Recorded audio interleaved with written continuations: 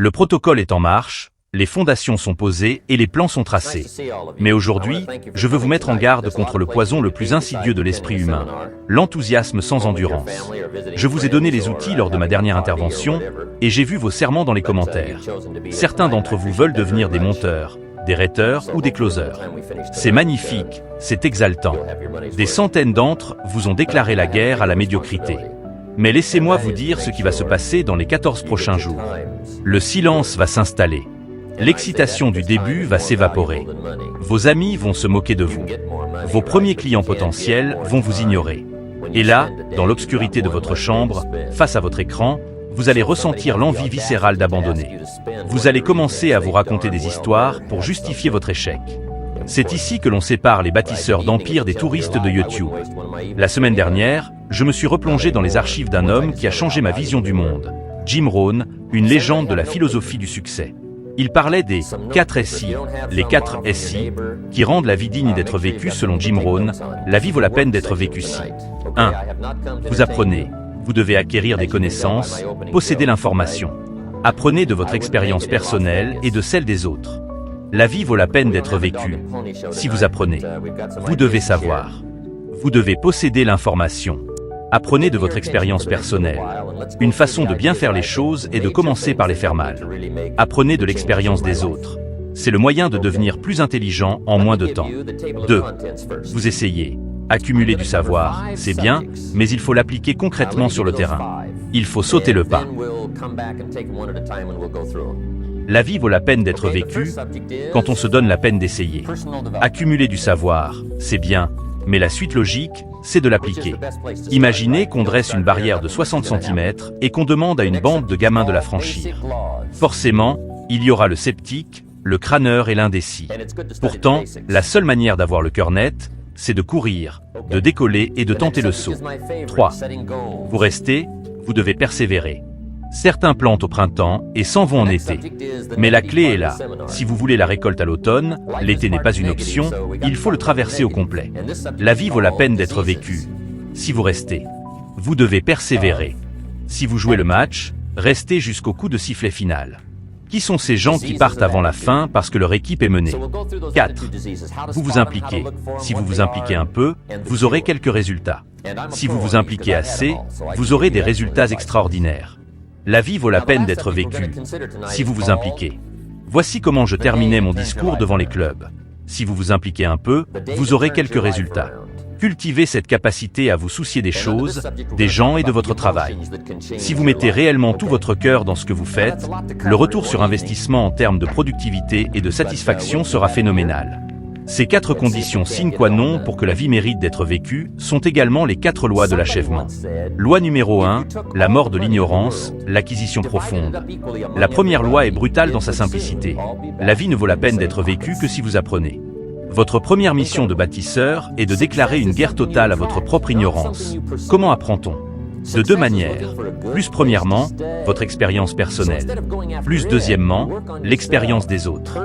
Loi numéro 3, l'endurance du bâtisseur, restez à travers les saisons. La troisième loi est celle qui va briser la plupart d'entre vous, si vous restez.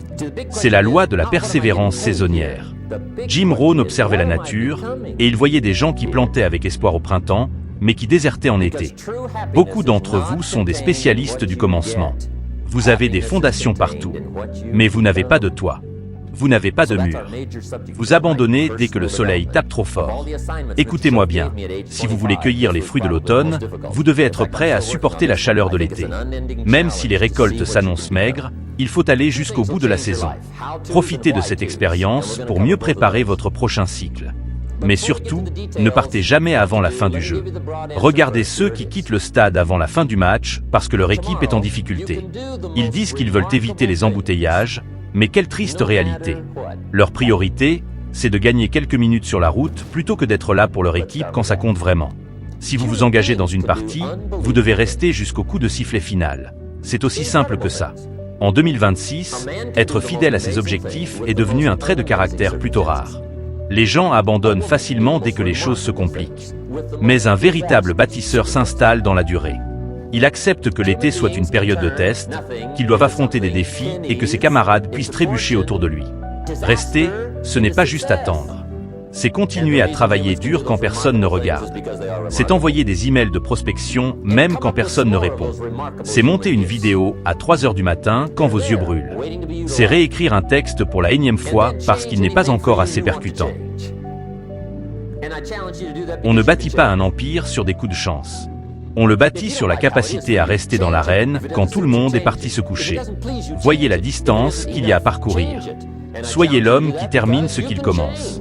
La loi numéro 4, l'exigence du souverain, c'est l'implication totale dans votre tâche. C'est ce qui sépare les simples exécutants des légendes. Dans sa conférence, Rohn termine par cette idée. Se soucier, s'impliquer et mettre son cœur dans la tâche. Faire les choses à moitié, c'est obtenir des résultats médiocres. Mais si vous vous impliquez totalement, avec une véritable obsession, les résultats seront hors normes. Concrètement, qu'est-ce que ça implique pour vous, bâtisseur? Cela signifie ne jamais se contenter de « c'est déjà pas mal ». Si vous êtes un monteur, chaque coupe doit avoir une raison d'être. Si vous êtes un écrivain, chaque mot doit compter. Si vous êtes un vendeur, vous devez vraiment aider votre client. Le marché de 2026 est saturé de gens qui font les choses à moitié. La médiocrité est devenue la norme. Mais si vous commencez à vous soucier réellement de la valeur que vous apportez, vous devenez une exception. Vous devenez un aimant à opportunité. L'implication totale, c'est la signature de l'élite. C'est ce qui fait que votre pilier de guerre se remplit non seulement d'argent, mais aussi de respect et d'autorité. Cultivez votre caractère. Soyez fiers de ce que vous produisez. Mettez votre nom sur chaque pixel, chaque phrase, chaque contrat avec la certitude que c'est le meilleur travail que vous puissiez faire aujourd'hui. C'est là que réside la vraie souveraineté, pas dans le compte en banque, mais dans la certitude d'être un homme d'excellence qui ne transige jamais sur ses standards. Apprenez, essayez, restez et impliquez-vous. C'est le code de l'achèvement. Maintenant, bâtisseur, retournez au travail. Le chronomètre des 72 heures n'attend personne. Vous avez maintenant la structure complète, vous avez l'armement et le code de conduite. Dans la prochaine vidéo, nous aborderons la face cachée de cette réussite. Comment gérer la solitude qui accompagne la montée vers le sommet. D'ici là, montrez-moi que vous avez compris la loi numéro 4. Ne vous contentez pas de regarder cette vidéo, appliquez-la. Bâtissez votre empire. Maîtrise mentale et financière. La loi numéro 2, l'épreuve du terrain, c'est l'essai. La majorité des gens meurent avec des bibliothèques pleines et des comptes en banque vides. Pourquoi? Parce qu'ils ont confondu amasser du savoir et posséder du pouvoir. Le savoir n'est qu'un potentiel. Le pouvoir, c'est l'application. Jim Rohn prenait l'exemple d'une barre fixée à 2 pieds de haut. Si je demande à un groupe d'enfants, qui peut sauter par-dessus? Certains se vanteront, d'autres trembleront. Mais la vérité ne se trouve pas dans leurs paroles. La vérité se trouve dans l'action. Appliquons cela à votre situation en 2026. Vous avez choisi votre arme, vous avez peut-être regardé 50 tutoriels sur le montage, lu 10 livres sur la vente ou analysé 100 scripts de copywriting. Mais avez-vous sauté? Avez-vous envoyé ce message de prospection qui vous terrifie? Avez-vous ouvert votre logiciel pour créer? L'illusion de la préparation est la forme de procrastination la plus sophistiquée. C'est un piège doré. On se dit, je ne suis pas encore assez bon, j'ai besoin d'une formation de plus. C'est faux. Vous avez besoin d'un échec de plus. Rohn racontait ses débuts à 25 ans. Il s'est levé pour son premier entraînement et rien n'est sorti de sa bouche. Ses genoux tremblaient. C'était la peur pure. S'il n'avait pas été obligé de finir la classe, il serait rentré chez lui en courant. C'était un désastre. Mais il l'a fait. Et il l'a refait. Si vous allez au bâton et que vous ratez la balle, est-ce que c'est fini? Non, c'est juste fini pour ce tour. On retourne au bâton, on ajuste sa prise, on observe la trajectoire et on frappe à nouveau. Bâtisseur, votre arme est neuve. Elle va s'enrayer. Vous allez bégayer au téléphone. Votre premier montage sera médiocre. Votre premier texte sera ignoré. C'est le prix d'entrée. Vous ne saurez jamais si vous pouvez franchir la barre tant que vous n'avez pas accepté de tomber quelques fois devant tout le monde. L'excellence ne naît pas de la perfection, elle naît de la répétition dans l'imperfection. La loi numéro 3, le siège de l'été, c'est rester. Jim Rohn disait quelque chose de fascinant sur ceux qui partent tôt. Qui sont ces gens qui quittent le stade avant la fin du match parce que leur équipe est menée? Ils disent qu'ils veulent battre le trafic. Ils préfèrent gagner 15 minutes sur l'autoroute plutôt que de voir leur équipe se battre jusqu'à la dernière seconde. C'est exactement ce qui se passe dans le business. Beaucoup d'entre vous ont planté au printemps. Vous avez lancé votre projet avec le sourire. Mais maintenant, c'est l'été. Il fait chaud. Les résultats ne sont pas immédiats. Le doute s'installe. Les insectes de la critique et les mauvaises herbes de la fatigue envahissent votre champ. La tentation est grande de se dire « ça ne marche pas, je vais essayer autre chose ». Vous devenez alors un spécialiste de la fondation. Vous avez des dalles de béton coulées partout dans le pays, mais aucune maison pour vous abriter. Un mur sans toit n'est pas une forteresse, c'est une ruine. Si vous vous inscrivez pour le match, vous restez jusqu'au bout. Peu importe si votre équipe est menée 3-0. Peu importe si vous avez l'impression que le marché ne veut pas de vous. Restez, c'est forger le caractère. C'est dans l'inconfort de l'été que l'on mérite la récolte de l'automne. Si vous quittez le champ maintenant, vous ne saurez jamais si la terre était fertile. Vous aurez juste prouvé que votre volonté était stérile. Ne soyez pas celui qui court après la nouvelle opportunité dès que la difficulté apparaît. Soyez celui qui voit la saison passer. Soyez celui qui, même quand les bugs dévorent une partie de la récolte, reste pour sauver ce qui peut l'être et apprendre pour le printemps suivant. Le succès n'est pas une ligne droite. C'est une série de saisons que l'on accepte de traverser sans jamais lâcher la charrue. La loi numéro 4, l'obsession du résultat, c'est se soucier. Jim Rohn finissait ses discours par cette vérité simple mais dévastatrice. Si vous vous souciez un peu, vous aurez quelques résultats. Si vous vous souciez suffisamment, vous aurez des résultats extraordinaires. En 2026, la plupart des gens travaillent avec une main dans la poche et l'esprit ailleurs. Ils font le minimum syndical. Ils montent des vidéos en regardant une autre vidéo. Ils écrivent des textes en pensant à leur soirée. Ils ferment des ventes en espérant que le client ne posera pas trop de questions. Le manque d'implication est la plus grande fuite de votre pilier de guerre. Se soucier, c'est mettre sa signature invisible sur chaque tâche. C'est une question de dignité. Si vous avez choisi d'être un écrivain, ne vous contentez pas d'écrire des mots. Écrivez des balles.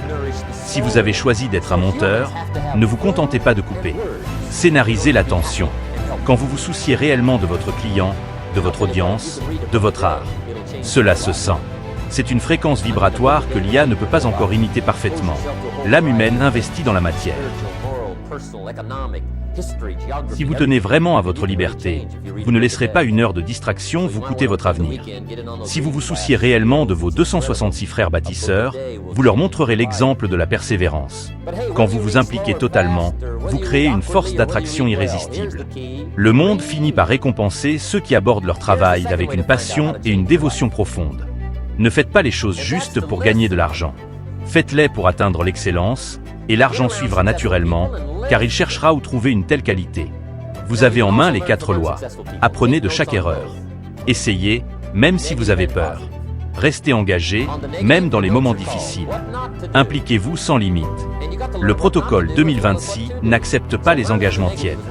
Il récompense uniquement ceux qui sont totalement investis. À vous de construire votre empire. C'était maîtrise mentale et financière.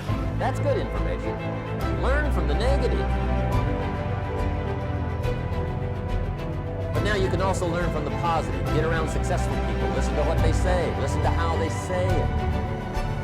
It's important. So listen and learn. Now here's some of the best advice I've got for the whole evening. It won't get any better than this. This is it. Poor people ought to take rich people out to dinner and listen. That's some of the best I got.